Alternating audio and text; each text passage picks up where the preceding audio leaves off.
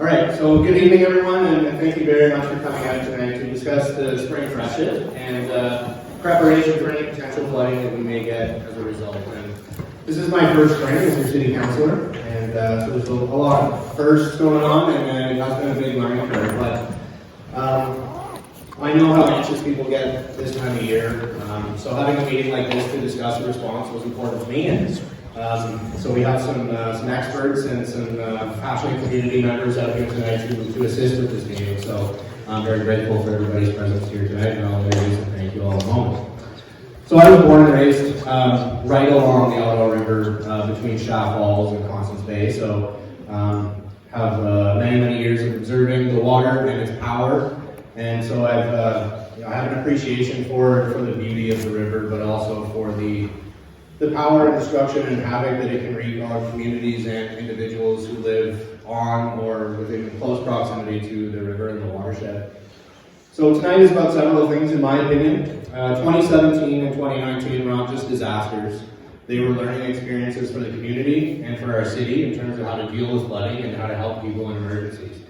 So the city now has a plan in place that involves when our communities are hit with something like this. So tonight you're going to hear from city officials on that plan that's been put in place and what the various roles and responsibilities are for everyone involved in executing that plan. You will hear from community organizations and stakeholders about the plans they have and the services they have in place to assist the city and the community in an emergency, and how we respond and make sure people are okay and have what they need in an emergency. And you will hear from watershed experts and their predictions for this spring and what we should be prepared to face. And of course, most importantly for me, we are here to hear from you. Our plans and procedures and the things we put in place are informed by your lived experience. And I know many of the people here have been along the water for many years and have been affected by spring flooding. And so the comments and feedback that you have for us tonight and for the city officials that are here, I think it's very valuable, and you will have all of the right people in the room to ask those questions of tonight. And so we are going to be opening it up for some presentations from staff, but we will have a good opportunity for question and answer and some open conversation about what's concerning you and what we can do to address that. So I will take a moment to introduce some of the speakers that we do have here tonight. And I'd like to introduce Jennifer North from the Mississippi Valley Conservation Authority. She is the water resources technologist and will be the expert tonight in the room, I think, on the watershed and what levels are currently we're seeing and what we could be prepared for. We also have Adrian Richardson, so he's from Emergency and Protective Services and Public Works. And we also have with us Beth Gooding, who is, I believe, the head of Emergency Services for the city, and was extremely helpful for me as a councillor over the weekend, experiencing my first major power outage and storm. I want to thank Beth for the time that she took to help guide me in helping constituents get what they needed during that time. We also have Matt Frappier and Esther Akenpom. I'm sorry if I'm butchering your last name, my apologies. You can correct me on that later. And from West Carleton Disaster Relief, we have Heather Lucente, and we have Hans in the back. Sorry, Hans, I don't know your last name. So that's those are the officials and community groups that we have here to speak tonight. It looks like I didn't have a couple of names on my sheet, so I'm sorry about that.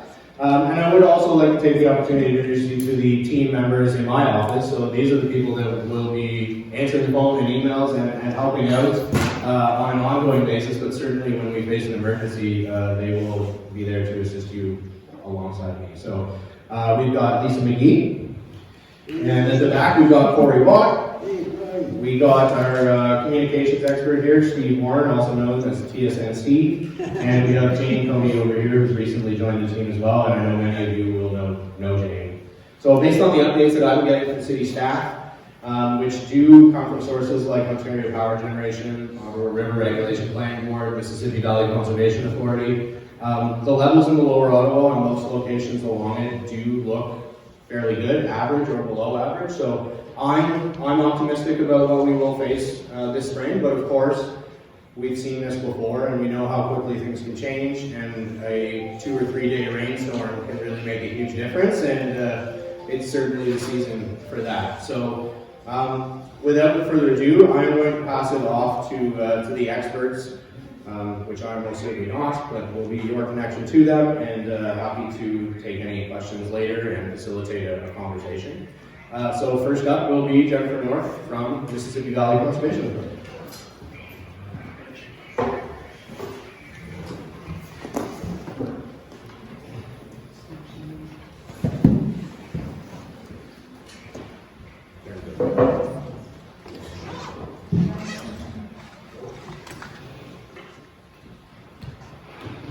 Simple plug-in.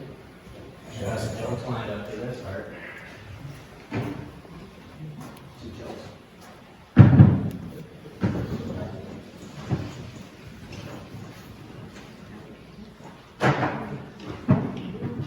Would you like a handheld microphone, or what's your preference? No.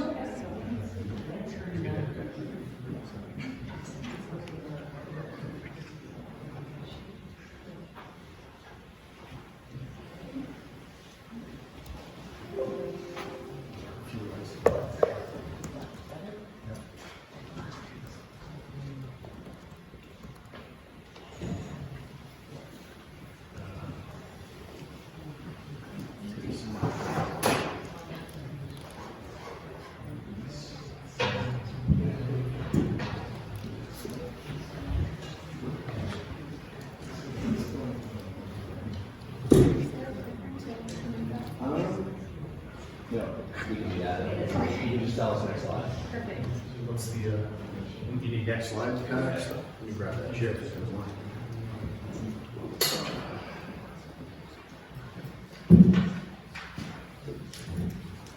So good evening.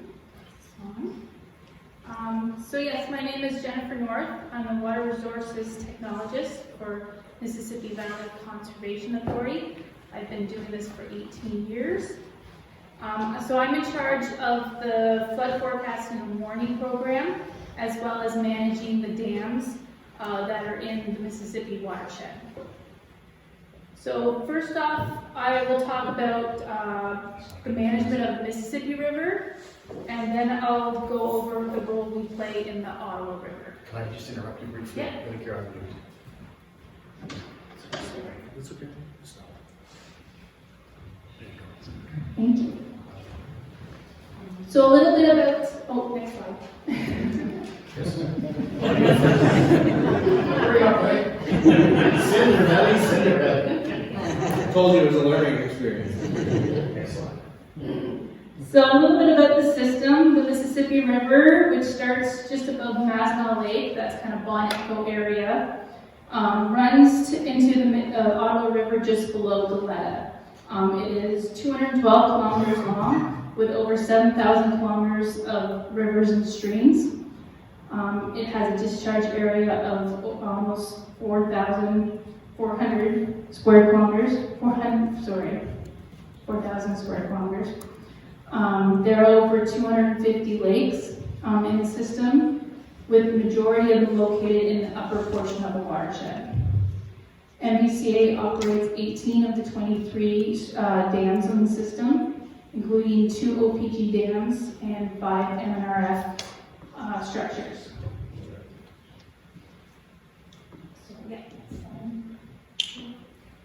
So flood forecasting and warning for the Mississippi and Carp rivers and all our tributaries are the responsibility of MVCA.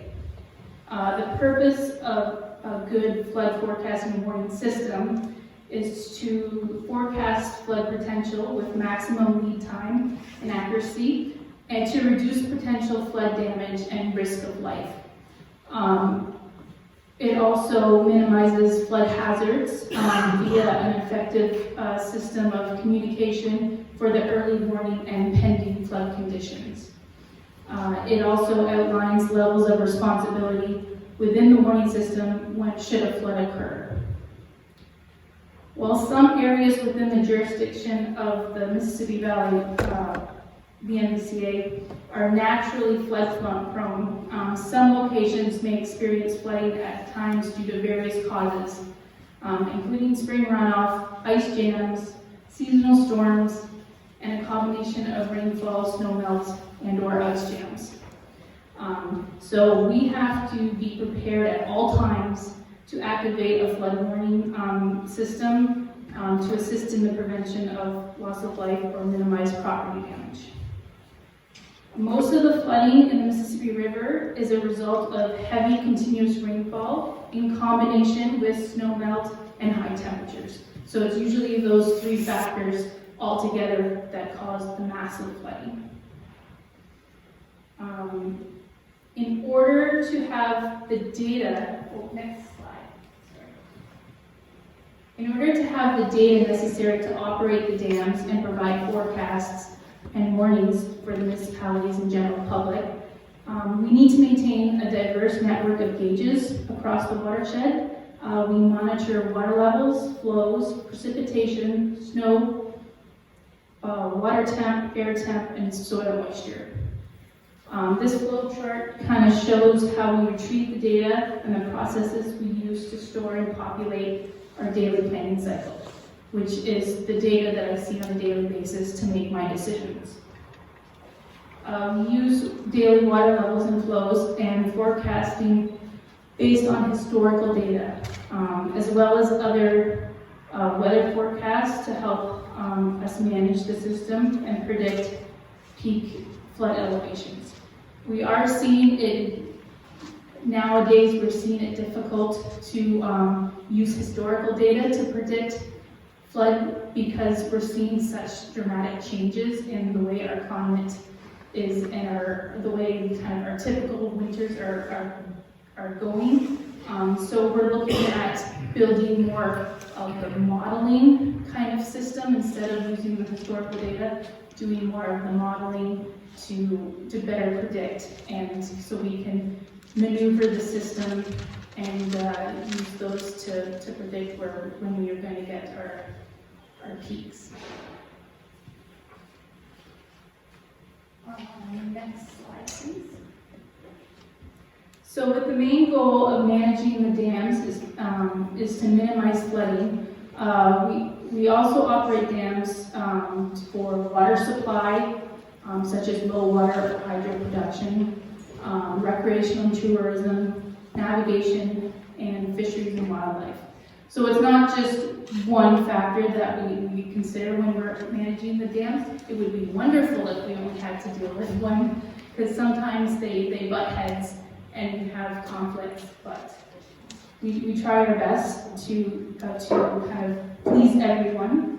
The management of most of our reservoirs follows similar operational plans. So most of our reservoirs are in the upper portion of our watershed, and then it kind of comes down into a riverine for the bottom end.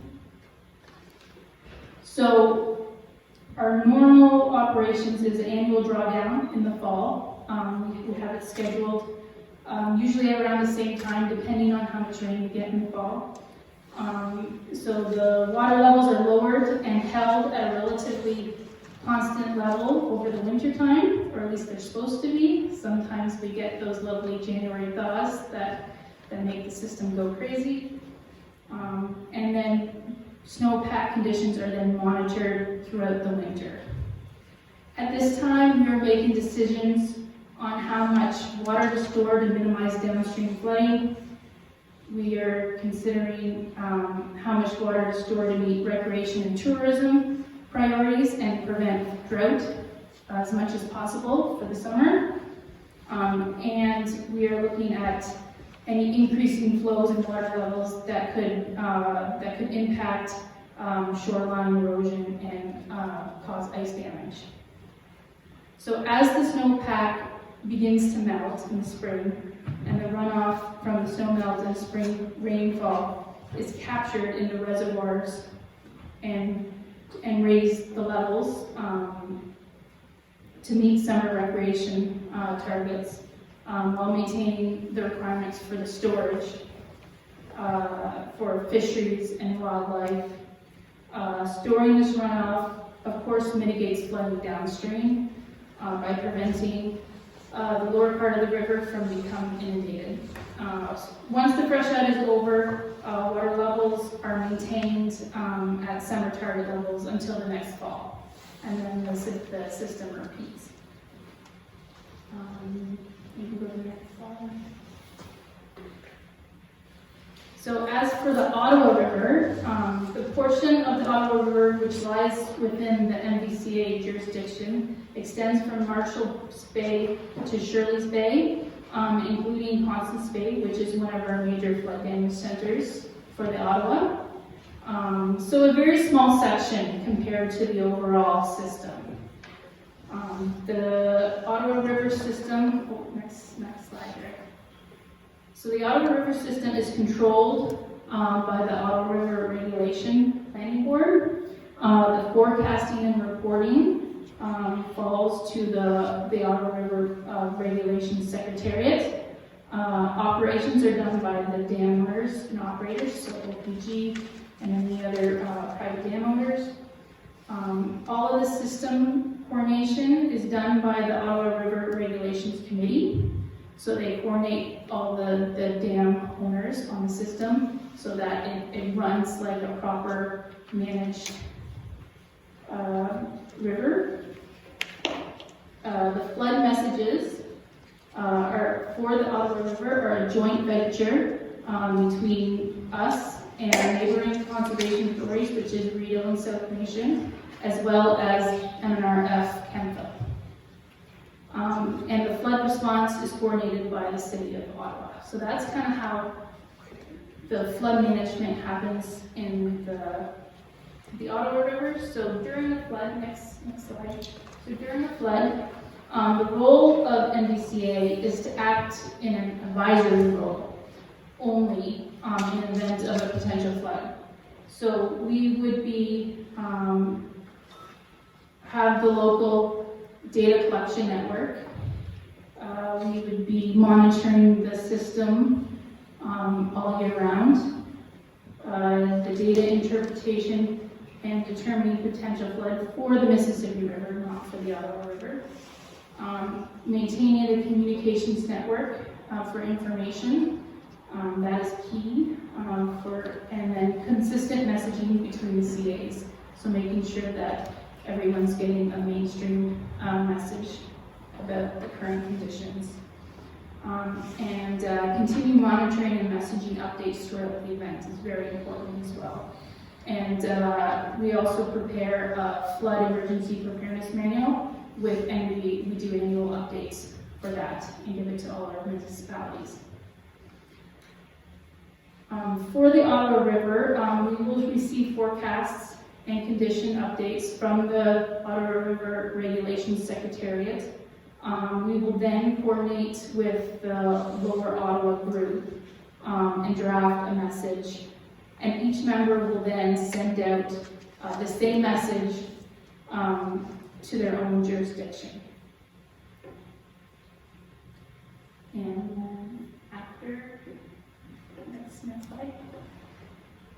After the flood, our role includes delivering multiple services and programs to help protect against flooding and manage water and other natural resources, including hazard identification and mapping. So that's our floodplain mapping that we've been working very hard on. We've got multiple projects in the works, including Carp River and Lower Mississippi. We also do the regulatory permits and planning. That is a constant thing that we do in our program. And of course, stewardship and advisory services. Okay, next slide.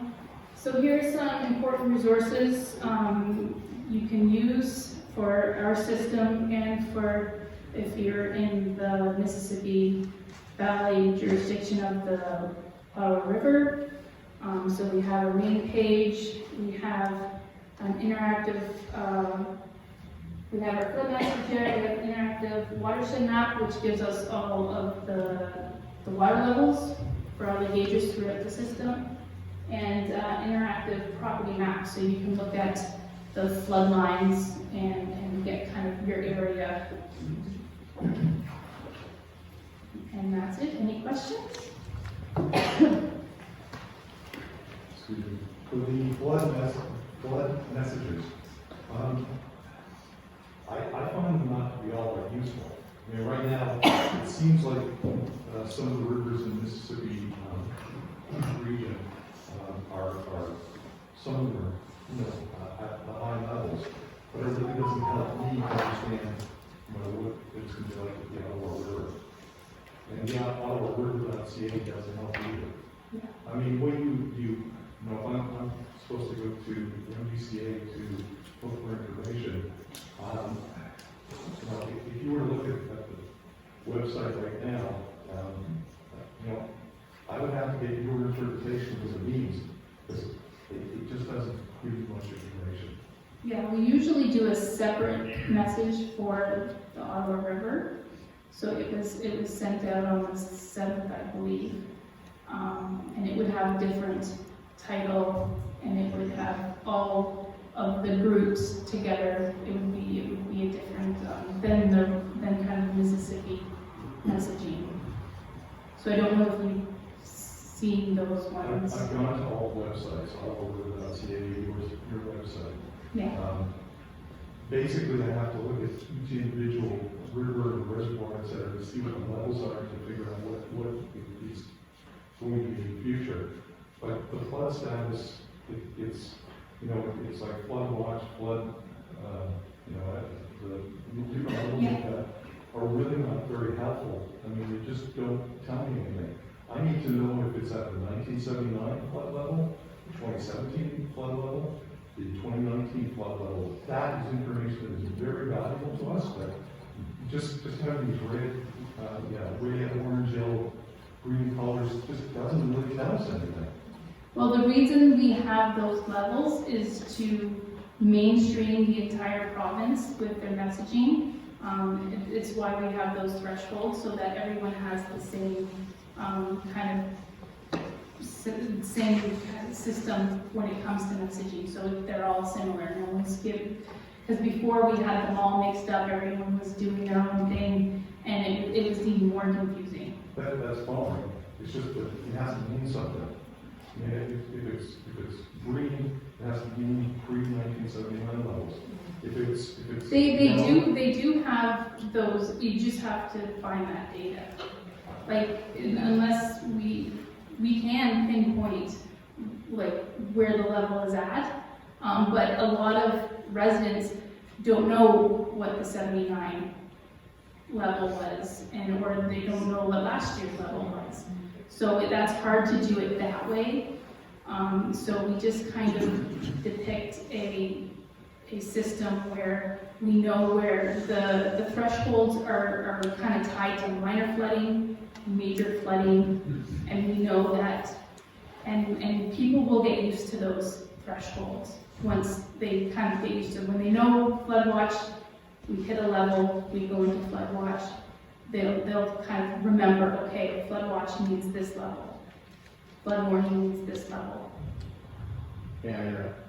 Mhm. So I understand where he's coming from. Mhm. So oftentimes you go to the OPG website, you look at the levels at Shaft Falls, and it'll be green or black or blue or whatever those colors are. Yeah. And there's a number which to the average citizen It means seems something, yeah.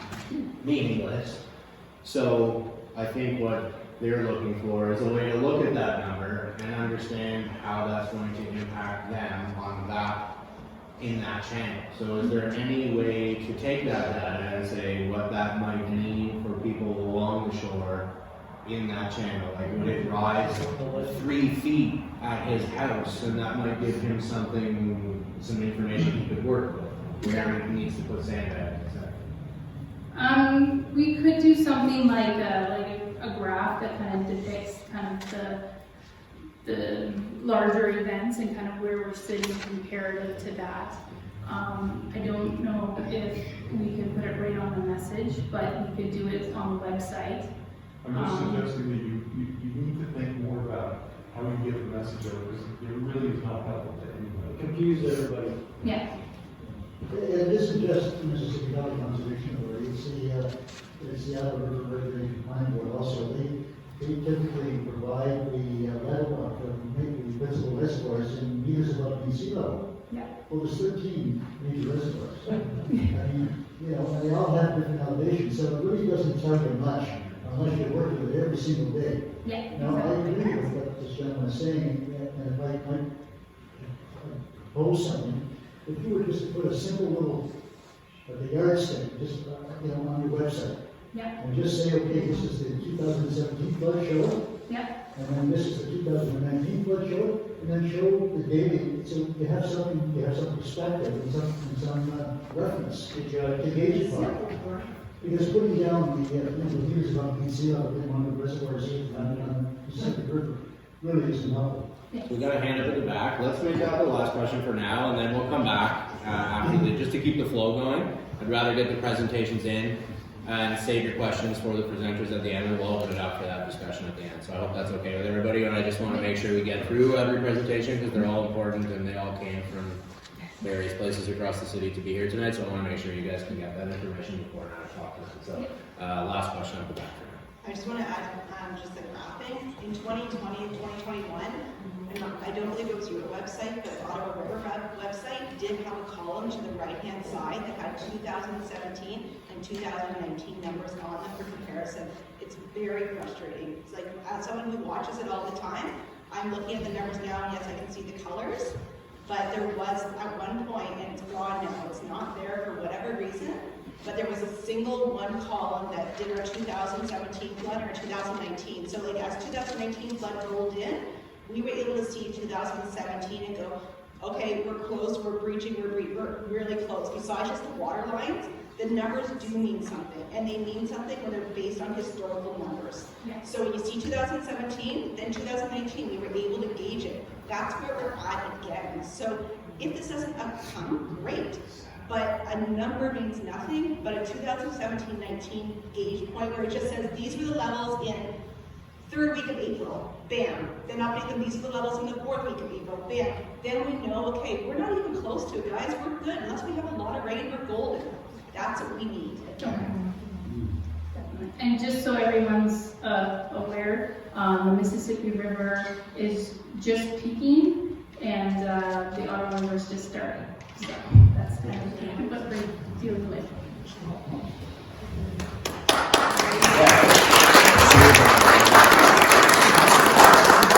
Thank you very much for that information, and it sounds like there's some good feedback to take back to the MVCA, which I'm also a board member, so we won't just put that on Jennifer. I will also bring that to the board and raise that with them in terms of what we heard here tonight for feedback. So next up, we have some City of Ottawa officials from Public Works and Emergency Protective Services. We've got Beth Gooding and Adrian Richardson. So I'll invite you guys to come up and inform the people.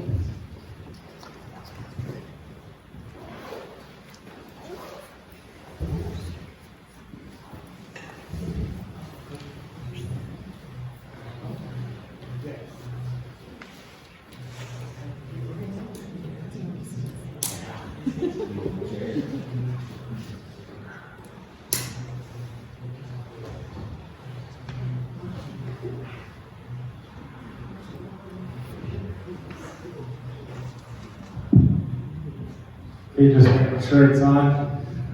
Just introducing myself a bit more. I am with Public Works. I'm the area manager for West Parks. I look after South Parks all the way from Alta Vista area all the way to Constance Bay. And it's very nice to see all of you in this format. It's been quite a while since I've been to a public meeting in any way, so thank you.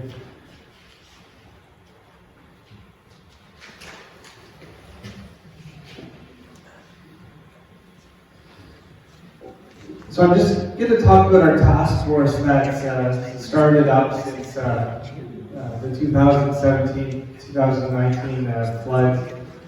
And it's really something that we've been collaborating with our partners in the City of Ottawa.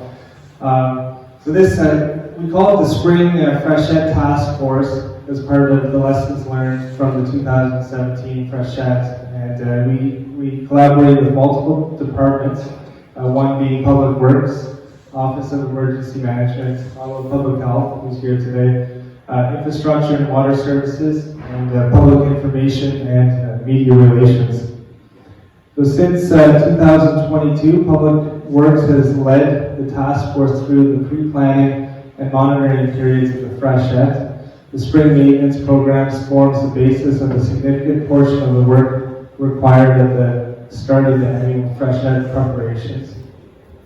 Spring maintenance includes clearing of catch basins, ditches, culverts, and initiation of the Rideau River Flood Control Program is some of the most visible works undertaken each year, and I'm sure everyone's been following along with the Rideau River these days. The task force meets on a regular basis to assess watershed information provided to us by the local conservation authorities, and the group that then follows a flood preparedness and response plan to prepare for and respond to conditions such as setting up sandbag filling stations in various parts of the city that have potential to be affected by flooding. The team then uses the city website and social media accounts to increase awareness in communities, especially for those in low-lying areas that historically have been subjected to some level of flooding. We currently have 7 sandbag filling stations set up right now. These stations have been installed based on locations that are convenient to affected communities for your area. Just a show of hands, who's from this area, Constance Bay? Fitzroy Harbor? Okay. Anyone from Cumberland area or Britannia? No? Morris Island. McLaren's Landing. Oh, okay. Excellent. Each site here, actually I'll go through the sites for everyone who can't see the letters here. 29 Herdman Road is one location. 2145 Roger Stevens Drive. Don't think that will be hopefully not needed at this point in the year. 1655 Maple Grove Road. 1683 Woodward Drive. 2121 Hudlin Road. 4127 John Shaw Road, and 2847 Mark Road. So each site is equipped with sand, filling station, empty sandbags, and a shovel. One thing to note, it's recommended residents bring their own shovel in case one on site is being used by another party, and and occasionally they do go missing. It's best to work in teams of three or more, wearing safety boots, gloves, eye protection. Signs are posted at each of the sites, as well providing information on how to fill a sandbag. Additional sandbag stations may be set up in other parts of the city as well. For more information on sandbag stations, you can visit the ottawa.ca/spring flooding webpage. Okay, so this is just a video I'd like to show on making a sandbag wall, and hopefully it works, depending on the internet connection.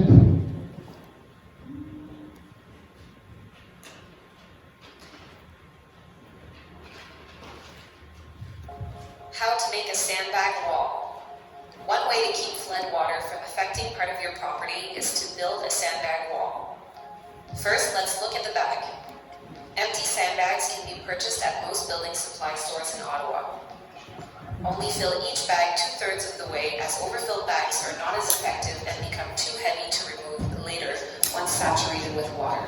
A prop ladder and a pylon makes for a stable workspace. Carefully cut the pylon to create a siphon for the sand. When filling sandbags, work in teams of 3 or more and wear safety boots, gloves, and eye protection. To build our wall, we created a base layer 4 bags wide, overlapping the sides slightly. When you lay your sandbags, make sure to overlap the seams. Position the bottom seam of the bag towards the water and a tied end toward the shore. Then, stack sandbags in a pyramid style on all sides. With this pyramid design, if you want a higher wall, you will need to make it wider at the base to begin with. A 10-meter wall, 2 feet in height, would require approximately 100 bags. This is one way to build a sandbag wall. For more information on flood mitigation, visit ottawa.ca.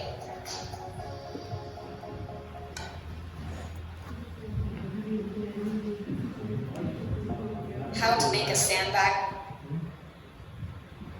It would take quite a while for one enough bags in your truck or your car home to do it. You have to have sand on On site. Johnstown Road. You have to have sand on site and bags on site. There's no way you can carry it in my car. That's Especially doing ridiculous. a truck. There's no way. Yeah, so John Shaw is the location right now, and we'll talk about this afterwards, but depending on what the situation is, we will add more sandbags or sand at a location that would be more convenient to you. So just wanted to go over, and these are things that I'm sure a lot of you are thinking about anyways, but we'll just cover it.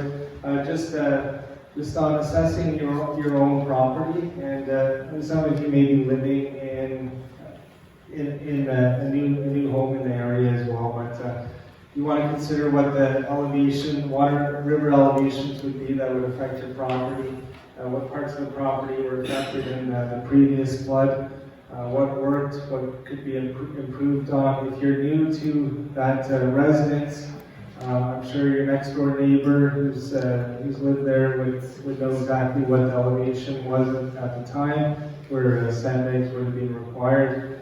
And for sandbags wise, do you know how to find them, how to fill them, the location closer location that you're speaking about? And then building a sandbag wall, have you considered coordinating with your neighbors, friends, or family to reduce the workload as well? And if considering sandbag alternatives, research the options thoroughly to ensure it will work in the specific circumstances.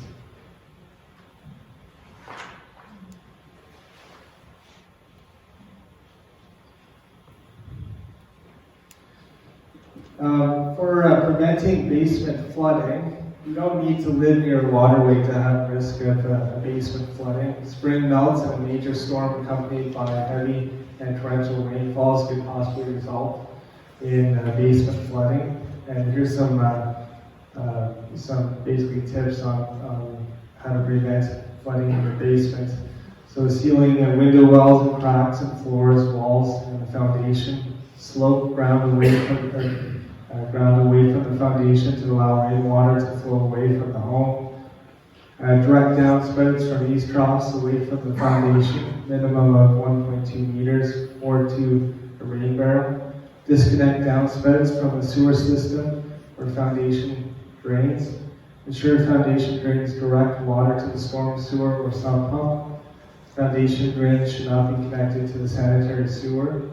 If you have a sump pump, make sure it's connected to the stormwater or discharges to the ground at least 1.2 meters from the foundation. And this is my last slide. And the biggest part is staying informed. We recommend that everyone take the time to research to understand the potential flood risks in their specific area. There's a large amount of flood-related information posted on the conservation area web pages, on the ORPS website, and ottawa.ca. It's important for residents to stay informed of the latest weather warnings, flood warnings, and weather evacuation notices have been issued. Stay tuned to local news on radio and TV for the latest news and warnings. Also monitor flood watches and warnings from local conservation authorities and the Ottawa River Regulation Planning Board. City website has the latest information on the flooding, evacuation warnings, and a list of emergency centers. Also follow our Twitter and Facebook. Thank you, and I'm sure there will be some questions afterwards, so please hold on.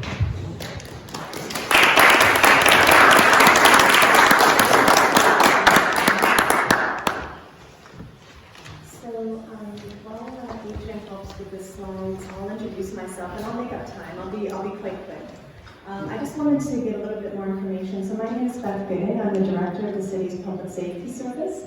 And one of the teams within my area is the Office of Emergency Management. We actually have the manager there today, Todd Piper, in the back. And all we want to do today is give you a little bit more information about how the city supports residents before, during, and after an emergency. And so, like I said, I'll be quick because a lot of these slides we can kind of run through really quickly. The first slide is just a big map of Ottawa, and it's to show that we're responsible for covering a wide geography compared to other cities. Most of Ottawa is rural, and so we really wanted to highlight that we are cognizant that you have different needs, different requirements, and we really love coming to these events so we can hear from you directly and make sure that we tailor our services to you specifically. Next slide. Just very quickly, what we're seeing with climate change is that the City of Ottawa and the surrounding region is getting warmer and wetter, and also that significant weather events are becoming more frequent. And so, you know, in the past we heard of one in 100 flood events happening in 100 years, but that's no longer the case. They're happening more frequently, and so we have to prepare. The city, next slide here. The city's been through many emergencies, including the 2017 and 2019 floodings and the 2018 tornadoes. And each time we learn a bit more, and we grow the network of partners that we have to support you. And you'll be hearing soon from one of our close partners at the West Carleton Disaster Relief Group. Next slide. So basically, emergency management is just about preparing communities to become more resilient to emergency events. Next slide.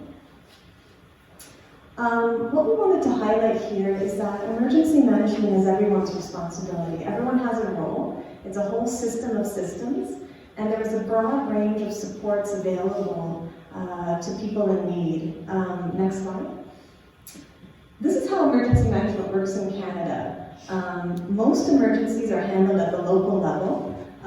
Emergencies happen every day, and they're handled by fire, paramedics, and police.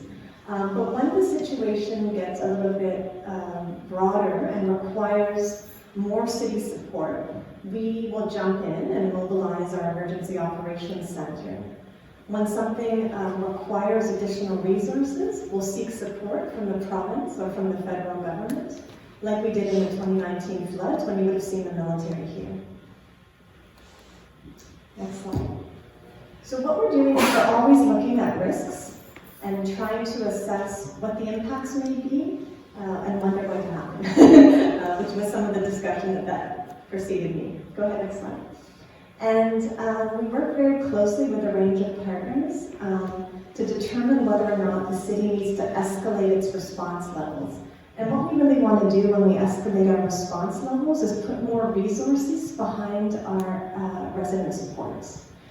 The city has a resident-centered approach to emergency management. We want to make sure we're supporting their needs. Next slide. Communications plays a really important role. Adrian did a great job of talking a little bit about that.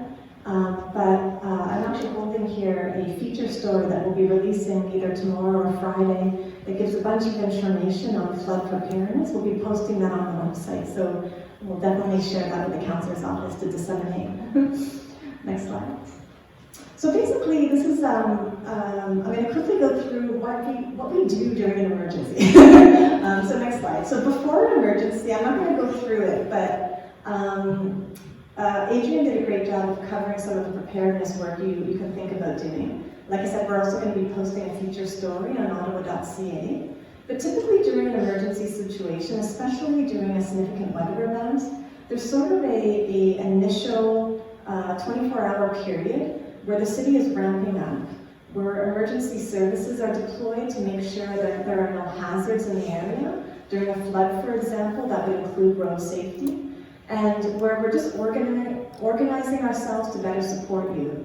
When a flood occurs, it's typically localized, and so what we like to do is we like to both stand up our emergency operations center at headquarters to coordinate across the city, but we also like to have a local incident command post, which is basically a base right in the area from which we can manage the situation on the ground, coordinate with partners, and speak to residents directly.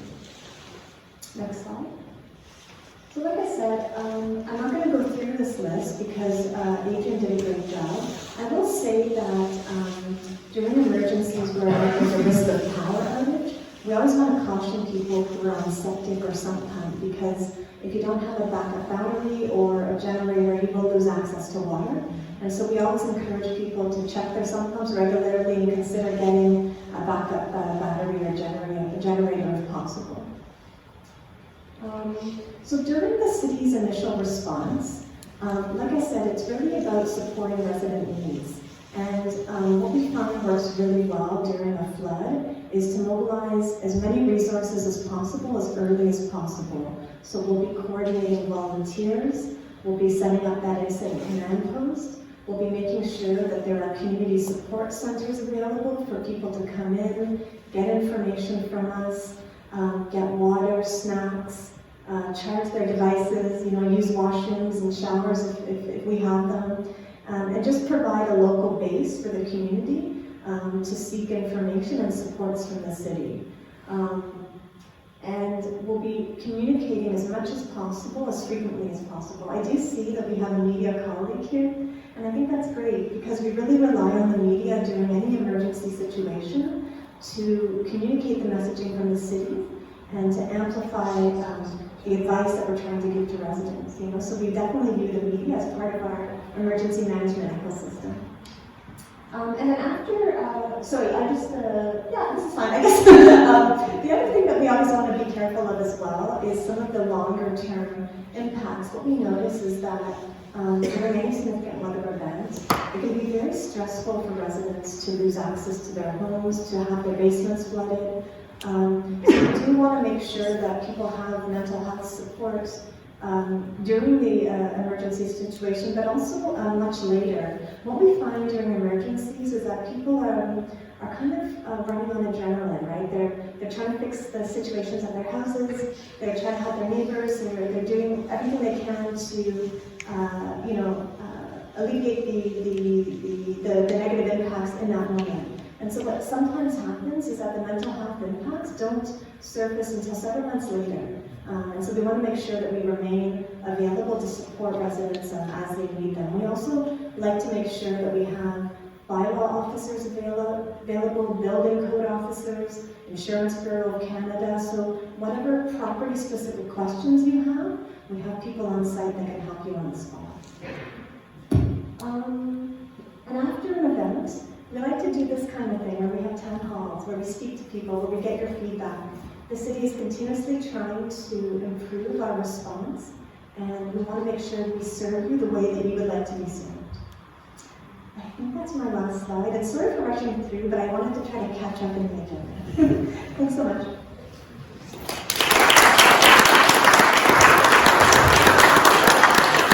Thank you very much to both of you, and Beth, you really did fly through that. I think you could teach some of my fellow councilors a lesson from this meeting, or maybe me as well.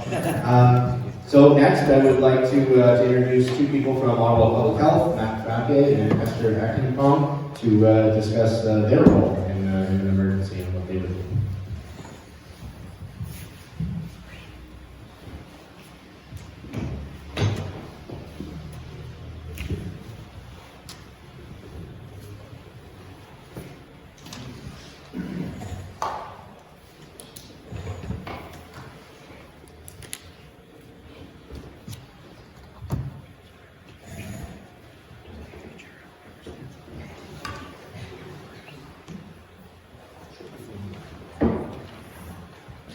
Sorry, we just found out about this, so we don't have a presentation. So we do have our website, which would contain all of our information. So public health would have more of a role with regards to safe drinking water and safe food for the residents. So the best way to find all of our information it would be on our website, which is ottawapublichealth.ca. And in the search bar, if we just put residential flooding, it should take you to this page. Right, and there's all of the actions of what we do. So if we scroll down just a bit, flooding prevention, plan, prepare, and be aware. So if we just have the drop down, when it comes to water for your well, You know, unfortunately, we can't move it away from the area where there's going to be potentially flood water, right? The best way is ongoing monitoring of the well, right? So Ottawa Public Health recommends regular testing of your drinking water from your well. Okay, so it's 4 times a year, every season is what we recommend. Having that history of your well, ensuring that it is capable of producing safe water throughout every season. Here we know that well security with seasons can show that the well is not very secure at all. Okay. Also, regularly checking the construction of the well, making sure that the well cap is still secure on. Okay, if there's loose bolts on it, or if the well cap is loose, right? Very important to retighten those bolts, put the proper well cap on. If we see that some of them they have a submersible pump, and we can see the wiring on the outside, and there's a tube, right? That needs to be properly repaired as well. Okay. Sometimes we're not the first owner of the well, right? And there's been previous owners, and we don't even know where the well is, right? It's been fully buried because people didn't want to see the wellhead. It was unsightly, right? Well, the wellhead that's buried, it offers very little protection, right? We don't know what this is. It's all buried underground, right? You get all that water moving in. We don't know. We can't guarantee the safety of that water, right? Very important to check all of those and to consider those items that can impact the safety of your water, and either make the repairs to the well or add treatment water as necessary. Okay. We do offer. The province offers free water testing when it comes to bacterial. I'm sure everyone has hopefully everyone does test their well regularly, and that they're aware of some of the pickup and drop-off locations. I know there are some certain areas and some days to drop them off, and to get courier to the lab for analysis. Okay. We do have videos on how to test your water. Scroll down. Yeah, just in the flooding prevention. And then scroll down. Okay, just go after the flood. There we go. Scroll down.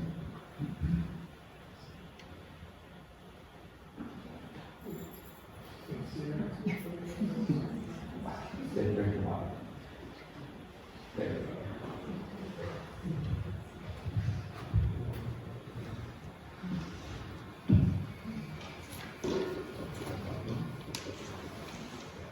Spring, summer, and fall. Spring is especially important because of flooding. Ottawa Public Health recommends that private well owners test their well 3 times a year, spring, summer, and fall. Spring is especially important because of flooding and rainfall. So if you're experiencing flooding, this is not the time to test your well. This homeowner, with a special kind of casing around their well, is not experiencing flooding, and this is a good time to test their well. Private well owners can have their water tested for free by the Ontario Public Health Laboratories. Visit ottawapublichealth.ca for a list of locations for pickup and drop-off. If you're experiencing flooding, wait till floodwaters have receded before testing your well. Disinfect your well before you do your sampling. Be sure to grab a bottle that has an information package on it. Plan to sample your well water when you're sure you can bring it back within 12 hours of collecting it. Remove any aerator, screens, or other attachments from your kitchen faucet. If you can't do this, take the sample from another inside faucet with no aerator, such as bathtub. Don't take your sample from an outside tap. Now we're ready to take our sample, so let's wash our hands first. Turn on the cold water and run the water for 2 to 3 minutes. Disinfect the end of the plastic spout with an alcohol swab or diluted bleach solution. 1 in 10 will be fine. Run the water again for 2 or 3 minutes before taking your sample. We're going to fill the bottle to the fill line. Remove the cap without touching the inside of the cap. And then place the cap on tightly when you're done. Now we're ready to fill out our paperwork. Take the barcode from the bottle, place it on the blue slip. Take your name tag, place it on the bottle. Fill out the paperwork. Don't miss any any gray areas or your sample will be rejected. Now that our sample is ready, we want to keep it cold. So put it in a cooler with an ice pack and get it to the drop-off location or to the lab within 12 hours. For these tips and more information on well water testing, visit ottawapublichealth.ca.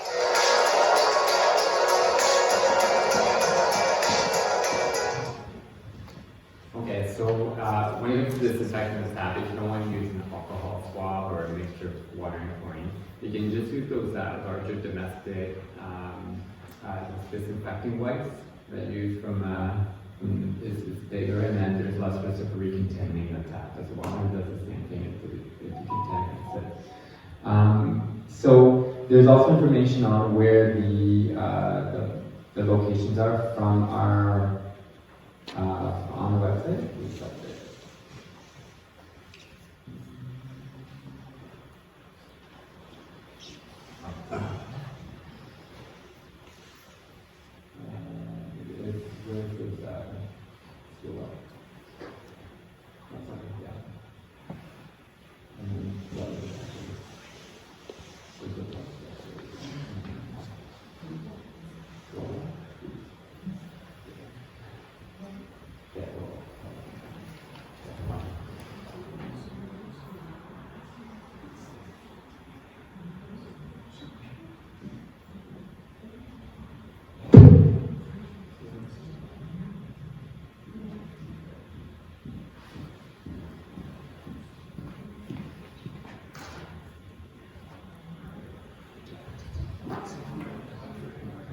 So we have testing for well water, all the locations that you can drop off your well water samples. In the event that there's more samples that are need to be dropped off and picked up, then I know historically we'll have to have offered a bit more service in some of those areas.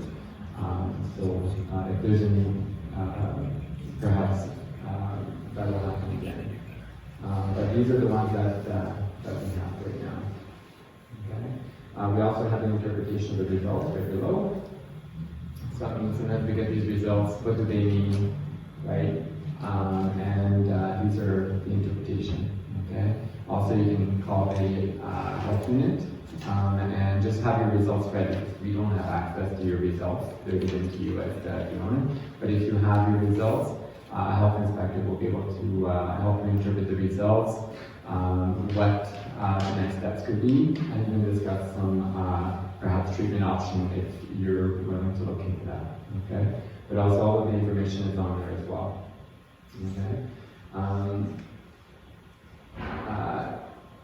So in the event that your well is affected by the flood water, again, as the video says, don't test the well water at that point, okay? You always wait until the water has receded, and then we would normally say disinfect the well, depending on how badly it is impacted. If it's fully underwater, disinfecting the well is probably the better way to go about it, and there's steps in the video on how to disinfect the well, okay? If you're not comfortable disinfecting your own well, you can always ask a professional to do it, okay? Certainly some of it is tricky a bit too, okay?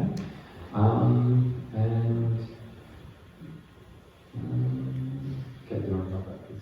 So we'll have Esther talk about the safety there. Hi everyone. So hi again, my name is Esther Jingle. I'm also a public health inspector alongside Mary. So when it comes to food safety, that often becomes an issue when you guys are encountering floods or when anyone's encountering floods.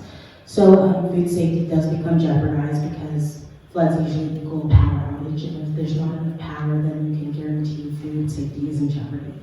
So food needs to be kept below 4 degrees, depending on the type of food, or above 60 if you cooked it. But in this instance, most people in their homes keep their foods at 4 degrees or lower in their fridge. Now, without power, you can estimate that food will go bad pretty quickly. So what we do recommend is that you make sure that your fridge stays closed for as long as possible, at least 24 hours.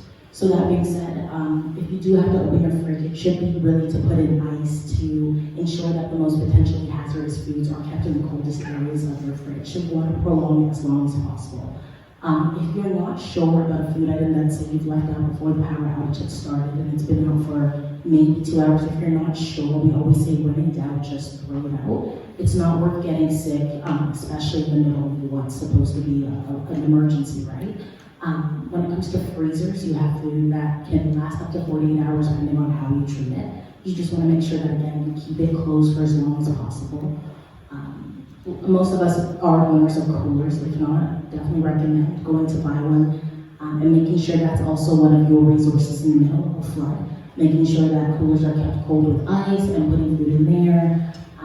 I remember Matt telling me a few years ago, sometimes we, especially in the middle of an emergency, have the need to make food for others, but we also want to make sure that when you're preparing meals for your neighbors or things like that, that we're exercising proper food safety, making sure that we're using proper precaution food that hasn't been time and temperature abused. So again, anything that's been sitting out for more than 2 hours, go ahead and toss it. Again, your safety, your gastro safety is important at this point in time, right?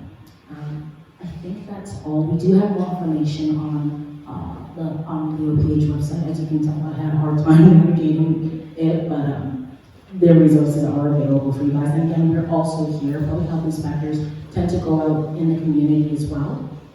So not just to the homes, but also to restaurants, because again, if you guys are out of food at home, tend to go to restaurants, but we want to make sure that those restaurants that have been impacted by the flood, we do go and survey and just make sure that they're exercising proper food safety, as well as just also ensuring that food is elevated to proper heights. That's also one more point.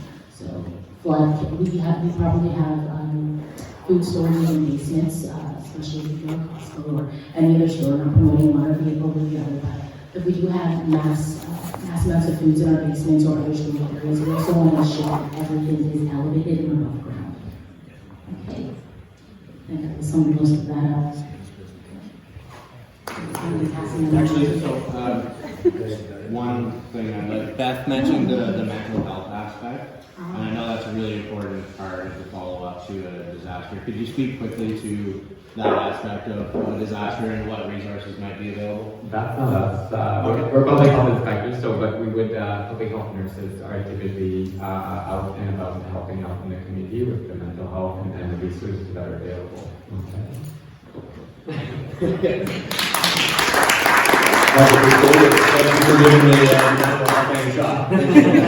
So the last presentation is a local organization that I'm really proud of the work that we've done over the last few years, and even over the weekend I was getting texts and calls from people at West Carleton Disaster Relief asking how they could help and be of assistance. So really happy to have you here tonight, and I'd like to introduce Heather Listen.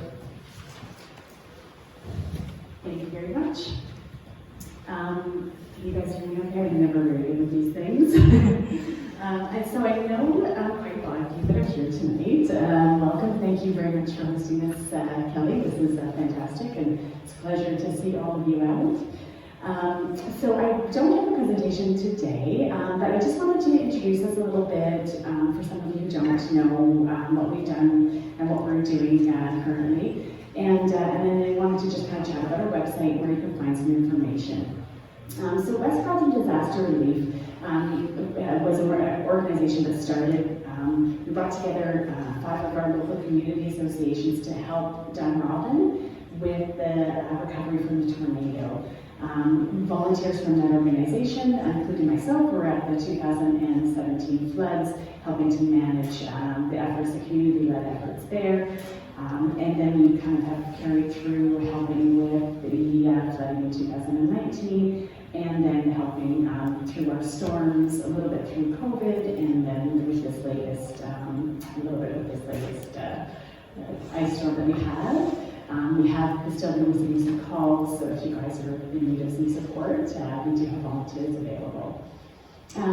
So West Carleton Disaster Relief will be here, if we do flood, we'll be here in a support role to help coordinate volunteers to help protect your personal property. So the City of Ottawa, their volunteers, their role isn't to help you with your personal property, it's to help support the entire community and to be there to support infrastructure and ensure that health and safety is taken care of. So organizations such as ours and Search and Rescue, the Ottawa Volunteer Search and Rescue, Mennonite Disaster Services, Samaritan First, there's a lot of our NGOs out there, and we work together to help to support families during a disaster event. So we'll be helping to lead that response. One of the major things that we do is to facilitate communication. So when you're in need of support, you'd be able to get in touch with us, and we can help put you in touch with the agency that can assist you. Or in the case of a flood, we can make sure that we can get volunteers with sandbags to come out and help protect your property. In years past, we've helped with bringing gas for generators and bringing food through kind of some of the different areas where people needed it. We also collect donations of material goods, equipment, supplies, things like that that are going to help support the volunteers and yourselves if there is a flood event. So everything from hip waders to gloves and we have lots of sanitizer and different things like that to help keep you safe. And then volunteers, we collect things like socks to help them stay warm, and raincoats, and all of the things that they'll need, shovels. We do have a bit of a stockpile of equipment too, so we can lend that out to families who need it. So if you're, if your sump pump fails and you need a backup one, we do have some stock of that available, extra hoses, things like that. So we'll be there to support, and the next kind of phase of what we do is helping with recovery. So we raise funds, and all of those funds goes directly towards paying for materials and labor to help families recover from a disaster. So again, in 2017, 2018, the tornado, 2019 flood, we were there to support those residents who needed it. So we're looking at supporting priority populations is our first goal. So residents who are struggling, who have maybe other issues that low-income families, seniors who don't have much support. So we're definitely focused on them, especially through recovery. But we're looking, we know everybody is vulnerable during a disaster event, so we're here for everyone. I just am wondering if I can hold the room a little bit here. Has anybody here not been through a flood yet? As far as residents who are here? Okay, so we've got lots of people here with lots of experience. And anybody here 2017? Anybody not? Everybody was 2017, and I assume then 2019. Anybody affected from the recent ice storm? Had any significant damage from that? How about this windstorm last May? Significant damage from that? That's a few with some significant damage. And then from the floods. So did you have moderate damage to your properties? Hands up for moderate damage. Hands up for quite significant damage. Okay, so we had lots of people who had significant damage to their properties. Yeah, so we're going to be here to support you. One of the things that we're working towards is to creating a bit of a priority list. So we're working with some of the other community members I'm from Constance Bay, so my focus when it comes to the disaster response is I'm sitting at the community center helping out, and then we'll rely on some of the other communities. We'll touch base with them and make sure that the supports are getting out everywhere that it's needed, and the equipment and the material and coffee and generators and everything like that. So we're going to make sure that we're pushing out the equipment and the supplies that are needed to the different areas. Yeah, so I think that we're looking pretty good though. Knock on wood. Hopefully we don't have anything to worry about too much this year, but we are much more prepared than we were in the past. So 2017 we weren't prepared at all. When we got into 2019, we were just kind of coming out of having people with the cleanup from the tornado. So the 19 floods really, took us by surprise. So we weren't quite prepared for that, but now, we've had lots of experience, everybody around the table, so we are much more prepared and much more prepared to support you in a prioritized way and ensure that all of the communities get equal support. So I think that's all I have to say today. I just want to also say that our website has a lot of really great information. We have some flyers at the back, and then our website has great flood preparation information and a few more hints specific for our communities, as far as helping with areas that have sand, Process Bay, the water rises from the ground quite quickly. So there's some really great specific information if you want to go. It's West Carleton disasterrelief.ca. And then we have our disaster readiness pages. Yeah, so that's it for me for right now.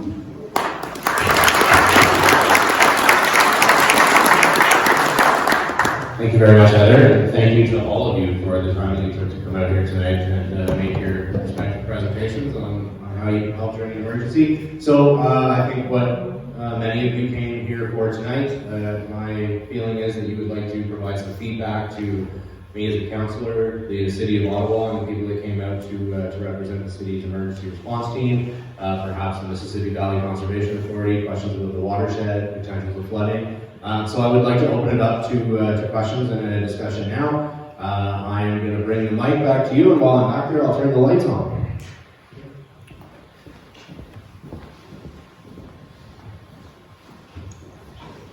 Thank you. So let's stand up to this here. There's lots of good experience and information in the room. Thank you for everyone presented. Everyone here who've been through the floods, you're all trained, everyone knows what to do. My concern is around volunteerism, and that the city has a great dependence on volunteers to come out and do initial response. And as we all know, volunteerism is on decline across the country, across the planet, following COVID, for whatever reason.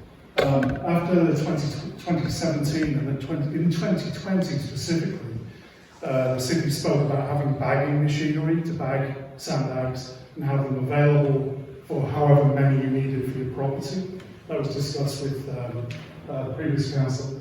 I just want to know if that kind of level of plan granularity is in there. If we have a flood raising tomorrow, will someone with a truck full of pallets of sandbags turn up somewhere we can get them and put them in?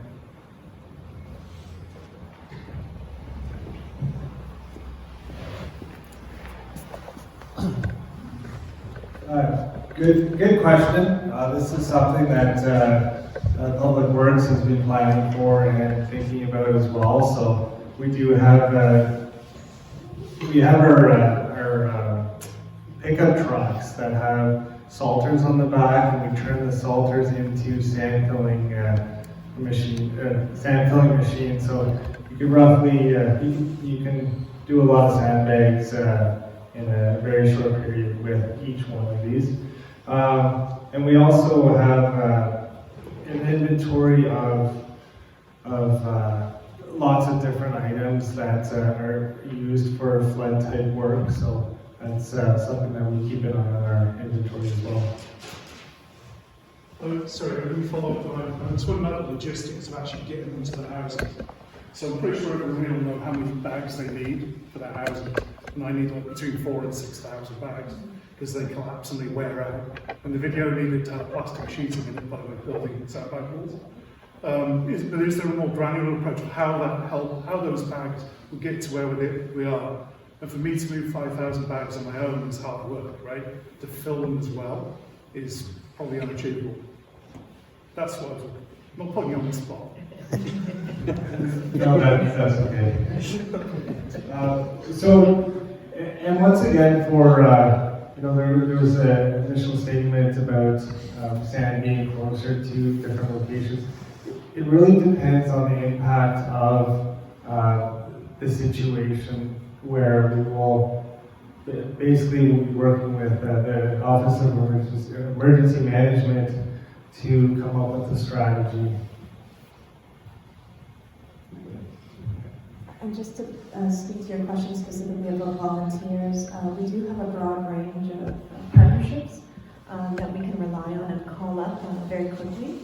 We also have the province of Ontario that is very interested in providing preparedness and response support, including from the Ministry of Natural Resources, that have assets such as forestry firefighters that are ready to deploy. And so we have contingencies in place to ramp up very quickly and to call on the right volunteers to support. And when I say volunteers, it can be community members, but also these types of organized entity like what the province and the federal government can bring to the table. Do you need a microphone? Okay. In 2020, sandbags were delivered to the communities as a precaution because of COVID, I understand, but also they were delivered in the big white bags that we have sand delivered or delivered to your home. And that was done as a precaution to have it prepared in case it happened again. What's the threshold and when's that decision made that we will see those delivered to our communities that are pre-bagged by the city workers already? Because our communities are 3 years older, well, 5 years older in some cases, and we have, like the community I live in, 65, 70 easily. There's only maybe 25 of us there with our children that are under the age of 45. The rest of them, and now they're 5 years older and begging. So I am concerned that, we're asking people to go get sand behind 8 ball, sandbags, sandbags. That was a challenge then. It was really nice in 2020 to see these big bags come off back of the truck, delivered at our spots. And yes, they weren't enough, but they were a starting point to start with sandbags, right? So I'm just wondering if there's a plan for that. Thank you. I had the same question about what the threshold, is there a threshold, like flood warning, something that needs to be reached before sandbags get dropped in Constance Bay or Little Beach or Vital Acres or some of those more harder hit localized areas? So what we really rely on is our conservation authorities and the Ottawa River Regulatory Planning Board to give that information, and we would wait for the cues from that. Part of from the public works perspective, and our task force was set up to do this monitoring, and monitoring is working with our partners across here and the conservation authorities for that information. And you probably saw recent releases from our general manager on the Rideau River localized areas that we were watching out for, and that information was from our RDCA as well, and is very pertinent for the community to be watching for. For actual sandbags being made, we have issued or have the sandbag stations at the yards shown there, and as we receive more information, then we'll escalate what we're doing for the community.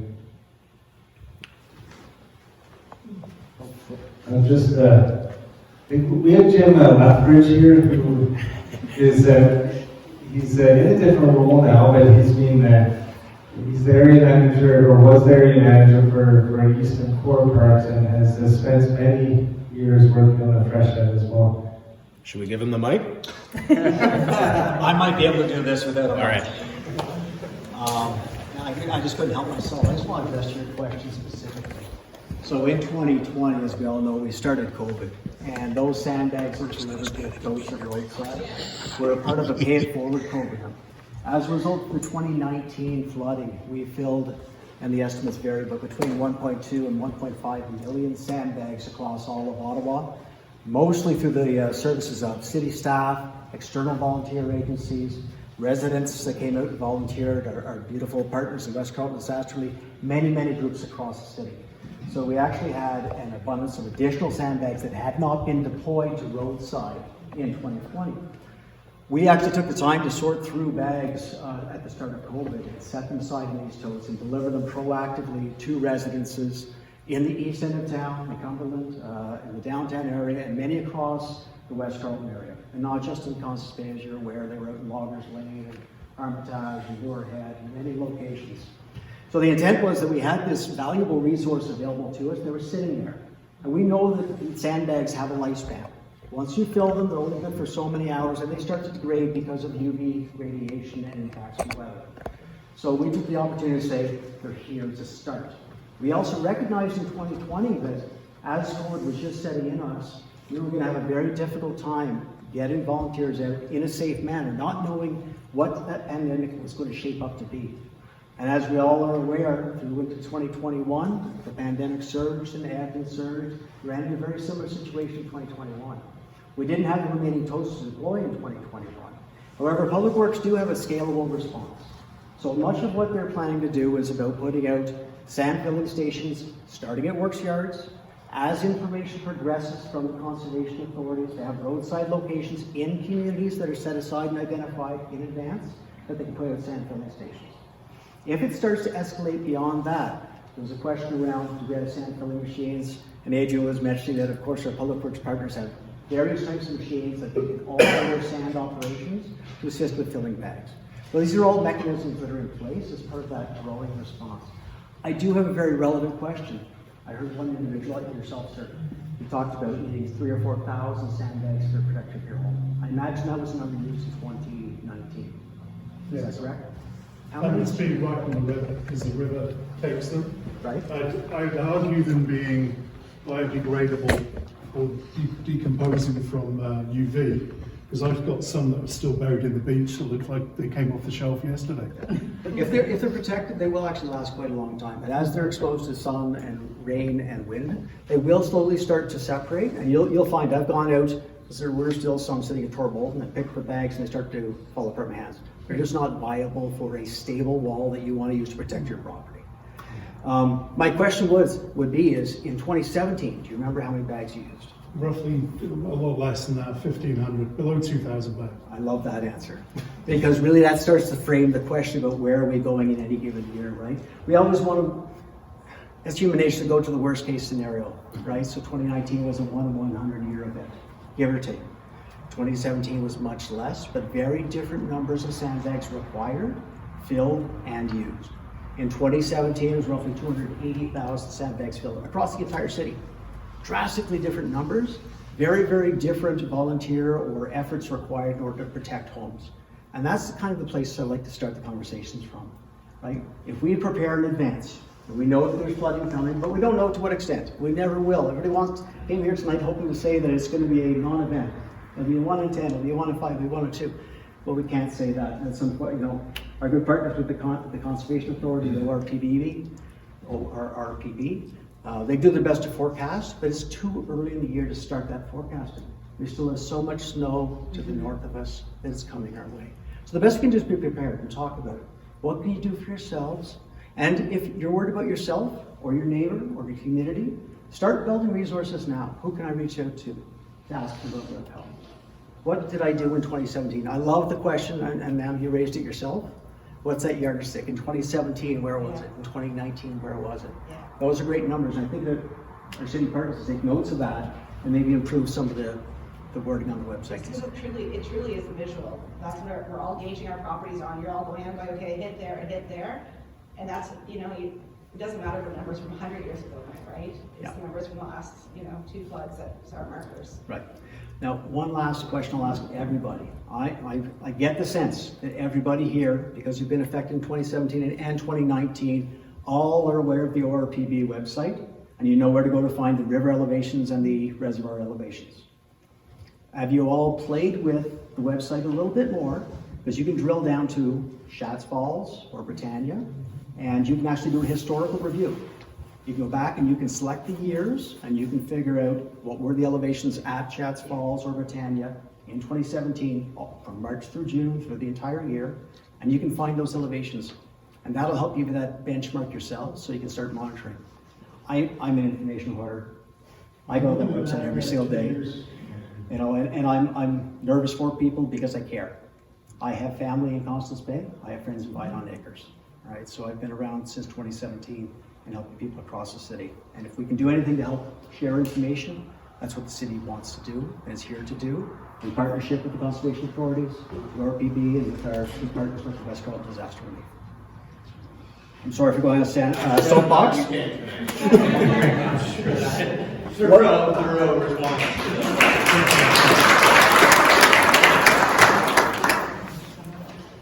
Yes, sir. I just want to remind everybody, we all probably live close to somebody who's a super senior, or who's physically handicapped, or maybe mentally handicapped. I know I do. I live in Constance Bay, and there's one in every block at least. And not just Constance Bay. Anyways, Heather mentioned it, and I know that West Carleton Disaster Relief has spent a lot of time thinking about and actioning with respect to taking care of seniors and finding out who might need some help even before the disaster arrives. Finding out who they are, so to make sure that you check up on them. But as just general people, we should be able to do that too. We help them get their basements cleaned, make sure they got enough supplies. If they don't have a generator, or they can't handle sandbags, whatever they might need, we should all be prepared to look around and find somebody to support. And then after the disaster is over, we need a water testing. Some super seniors, I'm thinking, probably not so much seniors, but they're not digital people. They may not have they may not be able to have a computer and access to the web to go to the websites, and they may not be able to understand them. So, anyways, I'm just suggesting that you keep track of who's in the neighborhood, who's your neighbors, and if they need help, make sure they get help. And just a comment on your website, your PB, you can only go back 2 years maximum. It has a time span, but if you shift your start and end dates, you'll be able to get a little bit longer review.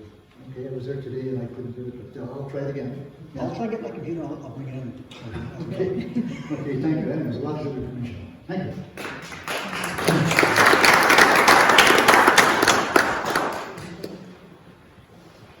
How do you dispose of sandbags? 2019, we were told not to dump them out because they were contaminated.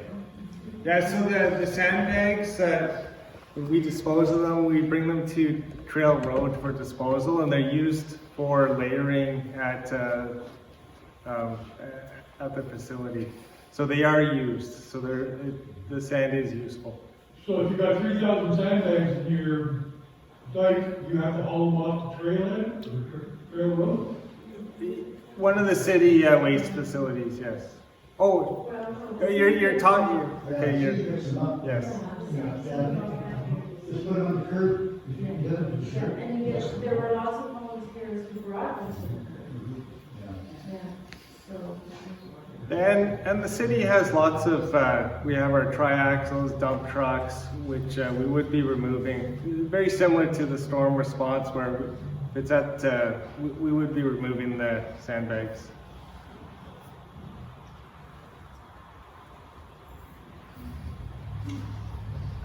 I just wanted to say one big follow up with Jerry. Thanks, Jerry, for bringing that up about our super seniors. So we do rely on residents to help us identify those people who might need assistance in advance. So it's, we would really appreciate if you spread the word to your neighbors as well, that if we can start to identify people who might need support, especially in kind of preparing for the flooding. If we do get some significant flooding, we want to be at those priority populations home first, right? We want to make sure that we send our volunteers there to help them protect those properties and make sure that they're safe and that they have the resources that they need. The City of Ottawa has a does great wellness checks, and they're fantastic at making sure that they stop at every home. But we want to be there before. So any time you can reach out to us. Either call us or shoot us an email, and we'll make sure that we stop in and we see them, when we know that there's going to be a bit of an event. Okay, thanks, Sherry. Yeah, one thing I wanted to say to the city staff was that you have information that residents don't, but when you process it, because you're responsible for the whole city, a lot of times what you produce is at too high a level to be really useful at a granular level like we need. So a good example is this question of predicting, how many sandbags we used in 2017 versus how many we used in 2019. There's a little bit of a gap because a little bit of work on the part of paid staff, talking to people like Stuart that know how many bags he used both years. I think there could be some practical information that could be tied to something like that idea of maybe just a simple yardstick graphic that shows this is what it looked like in 2017, this is what it looked like in 2019. But when it comes to things like filling sandbags, we found that in 2019, it was volunteers that came from all over the city, but most of the transportation came from local people with pickup trucks. So it's really important that beyond the communications that you do looking for volunteers, we need information in advance that's granular so we know, and we can start mobilizing volunteers a little bit earlier. Because if we wait until, you know, the houses are being flooded, you've got maps that show up to like a few centimeters, contour lines that show up to a couple centimeters. If the water's going to go up to a particular level, you know exactly where it's going to flood. We don't. So it's your guesswork on our part. So the more information that organizations like ours and the community can get as individuals sooner and in a practical way, we can really, really improve the response. Are there any further questions? One further comment, if I may, sir. First of all, may I congratulate the city on taking care of us the way they did in previous years. I have two things. One, I support the comment earlier from Mike that in addition to the deliveries of sandbags, it is without question very important that we have sand dumped with empty sandbags so we can get on with the business on our own locally. So that's fundamentally important, if I may say. And the other one is, and it hasn't been mentioned tonight yet, but the portable toilets that were put out for us were also indispensable. And we thank you for that, and we would say, please, that's got to be very high on your wish list, please.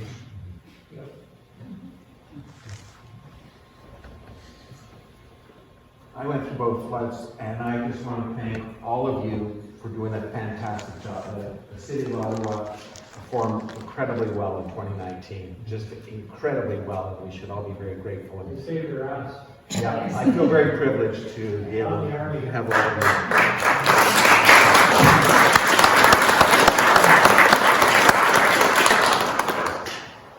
Thank you for that, because I know there's been a couple moments tonight where you're receiving some feedback that might not be exactly what you wanted to hear, but I think that that's important to hear. And something that I experienced just over the weekend with the ice storm and the power outage was, there's the help from the city was very, very good, and there was a lot of attention paid to us and how they could be of assistance, but there's obviously some gaps. I think we've seen that with each storm. The size of West Carleton March, I think, presents challenges that you wouldn't see in some of the urban or suburban wards in the city, just in terms of how spread out our communities are. Like when the power goes out in Constance Bay, thankfully we had places for them to go, but maybe we could find something closer. Get a generator at the Constance Bay Community Center. There's a generator at this building sitting out back that doesn't work, and I don't really know why, and that's something that I'm going to be working on, is sort of putting together that localized response, lists of people to call and coordinate with. So, you know, as I said at the beginning, it's been a learning experience, and last weekend was certainly one for me that I think the lessons that come out of that tie right into what we're talking about here tonight, so I think the timing is interesting. Are there any final questions or comments or anything anyone wants to cover here tonight? I have a question about what is the city doing to mitigate future flood issues? I have this City of Ottawa road condition assessment, which was done in 2019, that says that the West Carleton roads are causing us a level of risk to the residents of this area, and nothing has been done to this day. Yeah, and I know that there's issues with Bayview as well from the flood that still need to be addressed. I put that on a list of projects that needed to be done, and it didn't get done in this budget, so keep working. Like I said, there are gaps. I think the city does a lot of great work, but each individual department does their own work, and I think coordinating that and making sure that we're going back to those plans that we come up with and the reports that are established to keep us, to guide us through those moments, and to set the priorities so that we can be prepared for the floods and tornadoes and whatever comes next. So, in addition to that, it would be really, really helpful. The city, I assume, has experts in floods that could tell us what we could do to our houses to prepare them better for floods. You know, these Legos that you can use instead of sandbags, the bladders, all those other things. And I'm not hearing that from the city. That's the one thing I'm not hearing. It's just more and more sandbags, which is a lot of work. Might I just add to that, I'm in Willow Beach.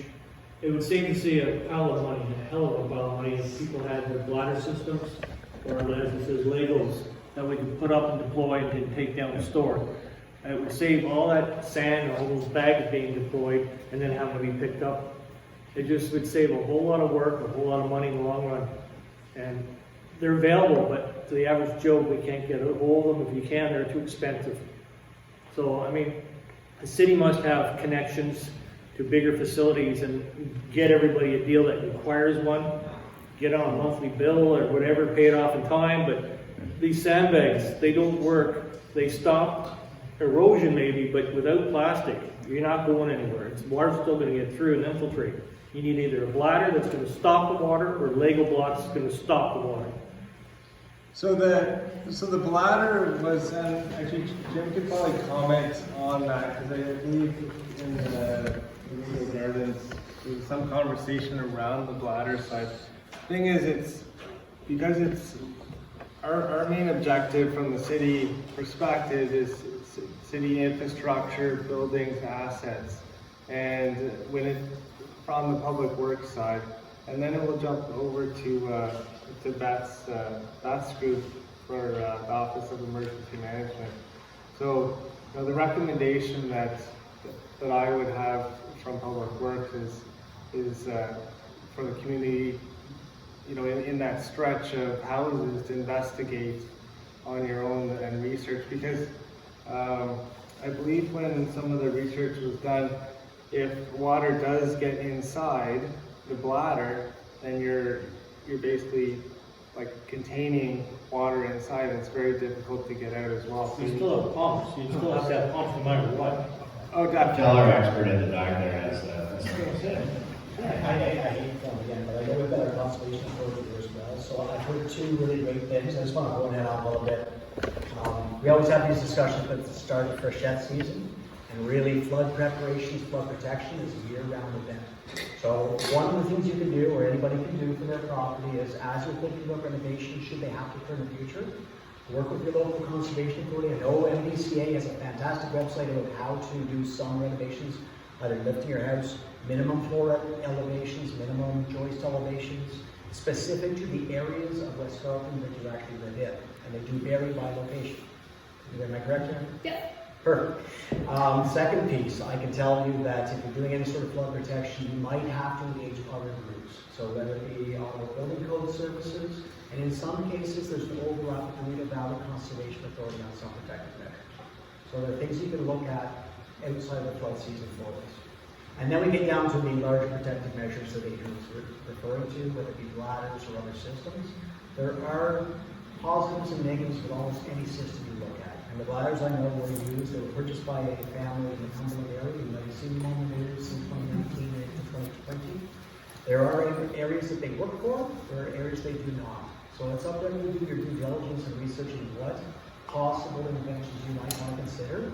If you live in a floodplain and you're concerned about future events, and you realize that sandbags are an awful lot of work, and they truly, truly are, especially when looking at larger significant events. And as Beth pointed out, I think our future is going to be climate change. We don't know what to expect. So it's reasonable to ask people to start doing this research for themselves and figure out what solutions are available. I can say that there are many companies, groups around the province, the country, the world, that are looking at other flood protective measures that are less laborious, that are hopefully becoming more cost effective, and that will work in many, many different environments. And again, acknowledging that Constance Bay is a sand-based location where water is flowing through the ground and And I can just add very quickly, I'll try to yell, my voice isn't very loud, but the city has a climate resiliency working group that is looking at a range of mitigation measures for both residents and city facilities, and we will be taking everything we heard this evening back to them to feed into their research and analysis. So thank you for your input, including the tubing and things like that. Yeah. I didn't realize how loud that projector was till you turned it off. Maybe that's all we needed to do. Okay, if there's no more questions or comments, I want to just take the time to thank all of you for coming out tonight. And I know that there's many of you in the room who have reached out prior to this meeting to discuss your priorities and your needs and your concerns. So that has helped inform me a lot, and I want to thank you very much for your visits to my office and the time that you took to communicate with me and tell me how we can do better as a city to support you during those moments. And for the city staff, not just city staff, but the people from Mississippi Valley Conservation Authority, West Carleton Disaster Relief, these two gentlemen at the back, whose names I don't know and didn't know they were going to be here. My apologies, I'm going to come over and meet you after. None of you needed to be here tonight. I decided to host this meeting. It was important for the public, and you all came and made it a valuable experience. So I want to thank you very much for coming out here tonight and taking the time to do this. I know some of you probably have a long drive ahead of you, and so I do appreciate your time here tonight. You will have seen quite a few links and resources from some of the presenters. We will compile that and make sure that we put that out on our social media channel as well as my website. If you have friends, family, neighbors, anyone who wasn't able to come tonight, this will also be put up on YouTube, which you can get to through my website, I think. Yep. So go to my website, and then you can find access to this meeting, and people can see it and hear the questions and concerns that were raised tonight. And finally, just stay in touch. Please do not hesitate to reach out to my office. I can be your direction or direct contact. I can then reach out to people within the city. We'll work together to get through this flood season. And as you mentioned, flood preparation is a year-round endeavor. And I think we need to stay in contact and continue that conversation. And so again, thank you very much for coming out tonight. And I look forward to working with you. My pleasure.